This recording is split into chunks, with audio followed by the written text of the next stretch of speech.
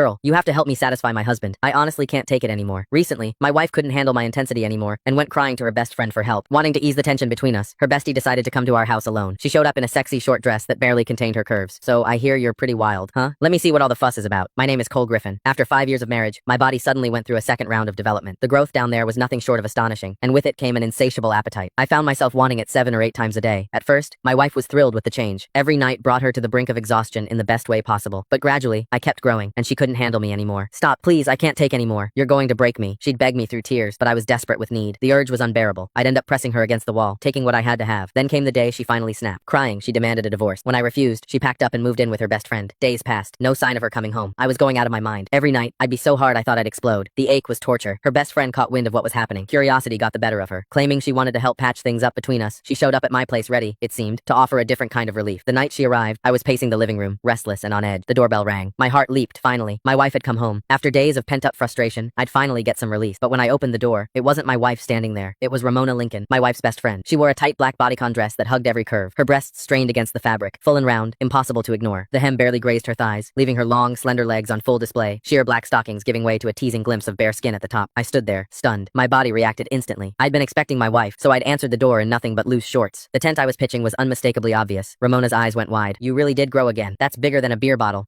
Truth was, Ramona was a woman with unmet needs herself. She was beautiful. Anyone could see that. But she'd married a rich old man. According to my wife, he'd burned through his prime too hard and too fast. Now his body had given out, and he couldn't satisfy her at all. These days, she apparently spent good money on male escorts to fill the void. I motioned her inside. She settled onto the couch, crossing her legs slowly, showing off those red bottom heels, making damn sure I noticed. So what brings you here, Ramona? I asked, grabbing a glass of water and handing it to her. Where's Rachel? She took a sip, then fixed me with a look. You're the reason. You're like a bull on steroids. Rachel's too scared to come home. I'm here to talk some sense into you. You can't keep going at her like that. She's delicate, for God's sake. No woman could handle a brute like you going full force. As she spoke, her chest rose and fell with each word. Those two magnificent breasts moved hypnotically beneath the thin fabric bigger than my wife's, fuller, and I couldn't tear my eyes away. My pulse hammered in my ears. God, I wanted to touch them. I sighed, settling into the chair across from her. It's not that I'm trying to be rough. It's this second development I can't control it. The urge hits me like a freight train. If I don't, at least once a day, the ache is unbearable. Ramona's eyes sparkled with curiosity.